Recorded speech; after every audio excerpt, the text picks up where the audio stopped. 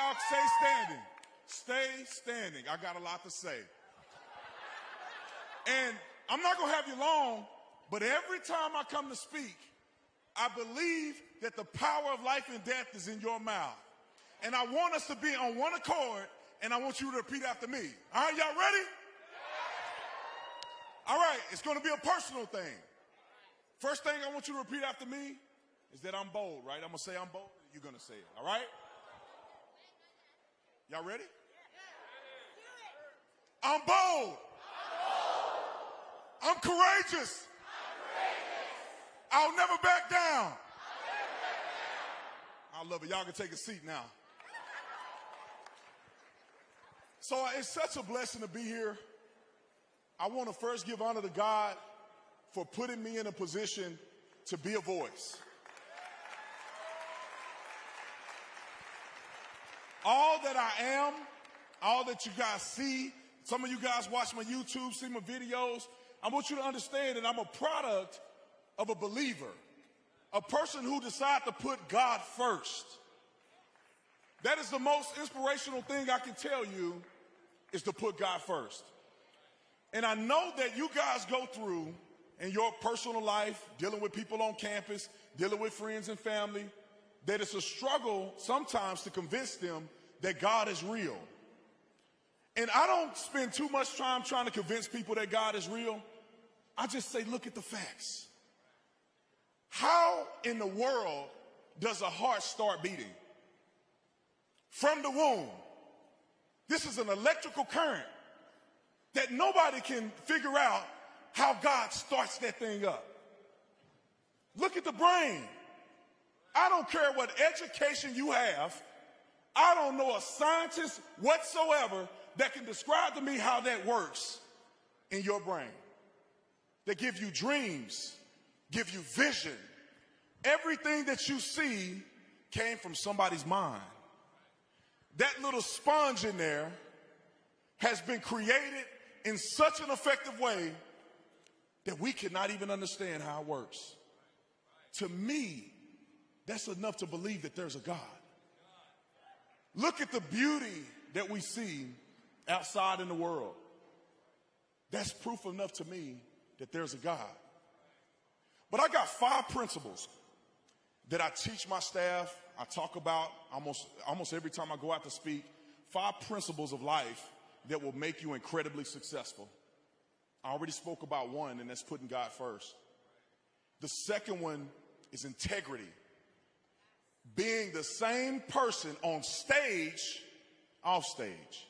Being the same person in front of your peers behind closed doors. Why is that important, Mr. Tatum? Because people are looking up to you. People are inspired by you. You never know who's looking up to you or who's looking at the things that you do, and they're gaining life from it. They're changing their ways because of you. And you have to be an authentic, genuine person, because if you are not, at one point, it's going to find you out. And you can ruin a lot more people if you're not genuine. People expect B. Tatum to be B. Tatum anywhere I go. And I guarantee you, when you see me off the stage, you see me somewhere, many of you guys have probably met me in public, I'm the same person there as I am here. Because I understand the power of integrity, doing the right thing when nobody's watching. I have to give credit to my police career, because now they got a thing called body-worn camera. I was body-worn cameraing before they had a body-worn camera. I was making sure I did what was right because I already had a body-worn camera. Because I don't need a camera to tell me to act like I got sense or to treat people with respect. I knew God was watching me. And I knew the reward wasn't going to come from what a man say, but come from God. The third thing is loyalty. Loyalty. A lot of people don't understand loyalty. See, I think the best example of loyalty is when you marry. How many married folk in the house? It's a whole bunch of y'all out here. Thank the Lord for people that got married. All you got to do now is just stay married. And if you're a man, make sure your wife happy and you will stay married. But loyalty, you may get on my nerves We may disagree. We might not like the same stuff, but I'm loyal enough to show up every day and give you the best I got. That's what loyalty is. We have to be loyal to one another. We have to be supportive of one another. Let me go to the next one. The fourth one is fight. If you don't believe that we are in a fight today, you're sleeping under a rock. But see, I don't know how many people have been in a physical fight, but when you get punched in the face, how do you respond determines if you win the fight or not. If you get hit and you lay down and you cry, you fold up in the corner, you back down, you cower, definitely you will not win the fight. But if you get hit and you shake it off and say, oh, it's go time now. There's no more time to play around now. Now you put your hands on me now. It's go time. We got to understand in the spiritual sense and also in the natural sense in this world, we're in a fight. And if you think shutting down the church during the pandemic, that wasn't a strike to the face, we better wake up. It's no more time to be negotiating. We could have negotiated before you hit me. Now it's on. Now we must fight back. My fifth principle is to win. We don't enter into a fight just to say we were involved. You don't go to the game just to say I participated. We don't pass out participation trophies. We show up to win. We show up to win big. And if you don't plan on winning big, you might as well go home today. But we plan to win in an impressive manner. When I had everybody stand up the first time, I had a couple things I wanted to say, but then I realized there was way too much stuff I want y'all to say, and it was going to take too long. But one thing I wanted to have you guys say was that united we stand, right? That's one of the most beautiful concepts that I have ever heard. It's the most true concept that I've ever heard. Biblical concept that united we stand. There is nothing or no principality, power, division, devil can stop us when we're united. They can only get you when you're divided. You catch these cowards out on campus, they'll yell at you when you're by yourself. They'll call you a racist, throw some juice on you. When I was on campus, there wasn't no juice throwing. B. Tatum was there. We were united. It was a lot of us. They didn't want no smoke when it's a lot of us. And then I had another thing is that together we fight. We got to be together in this fight. And if we fight together, we will win.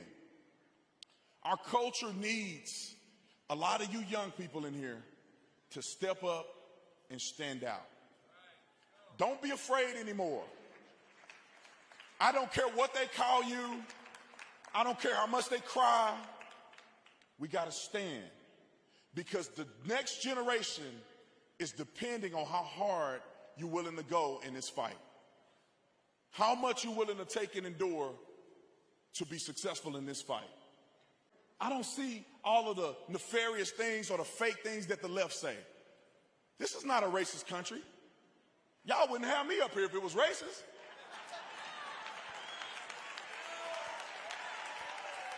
Y'all are the worst racist people I ever met.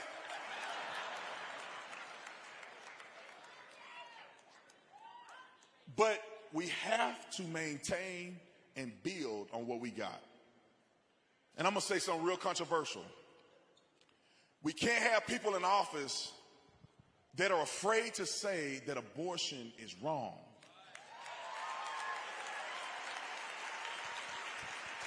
Now let me say this. Because I'm a man of God, and I believe God can heal. I believe God can forgive. And I know that there's people out here that have had, participated in, been a part of an abortion.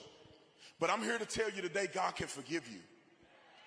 I'm here to tell you today that God can redeem you. And we don't have to be afraid to say it's wrong, but also support women and make it a better decision. The crazy thing is that people look at me and say, you a man, but I'm also a father too. That's my baby too. Those are our children too. And I believe that it's not good enough to just say, you shouldn't have an abortion, shouldn't have an abortion, shouldn't have an abortion. Let me show you a better way. People always ask me, Brandon, are you pro-choice, pro-life? I say, man, I'm pro-life and pro-choice. Let me tell you why. Because I believe that women do have a choice. The choice is just not at the clinic. It was in the bedroom.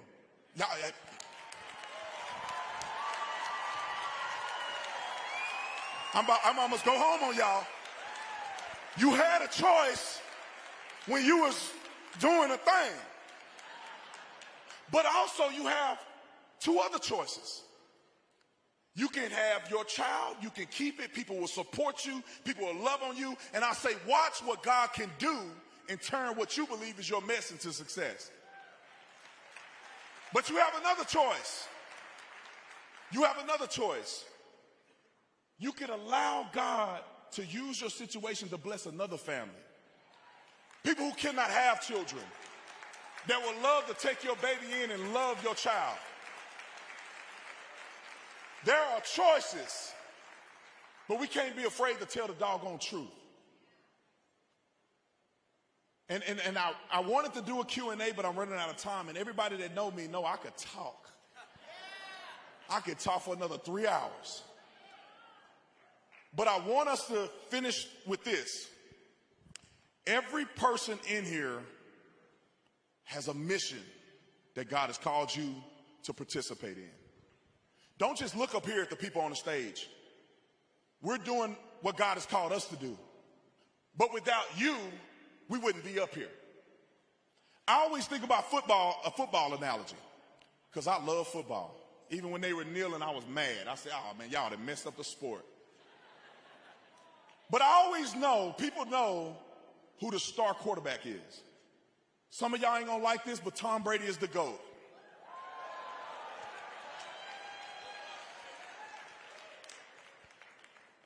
Let me just use that as an analogy. Tom Brady, everybody know who Tom Brady is, but do you know who Tom Brady's left guard is?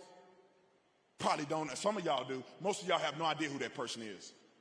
But I came here to tell you that if he don't block, Tom Brady don't have a career. Tom Brady can't throw a touchdown. They don't win Super Bowls. He may not have his name as high elevated as Tom Brady, but he's just as important as Tom Brady. And I want us to understand that. It doesn't matter if your name is on the flyers. You are just as important as anybody else. And God has called you to do something special, and it's up to you to take that and run with it. God has given you a unique talent. I would be lying if you didn't have a unique fingerprint. You are a unique person. There ain't nobody else like you. You got a DNA strand that is comparable to nobody else. God has made you different. He made you for a reason, and you just have to take advantage of that reason. You put God first, he'll lead your path to where you should go. And when we are all on one accord, and we're fighting for the same principles, and you are looking in the mirror, doing introspection and saying, look, I want to be the best version of myself. When each and every person does that, then we create the scenario of the quarterback, the left tackle, the center, the coach, the training staff. We all have to be involved in order to win. So thank you guys for being here. Thank you for listening to me. God bless you. God bless America.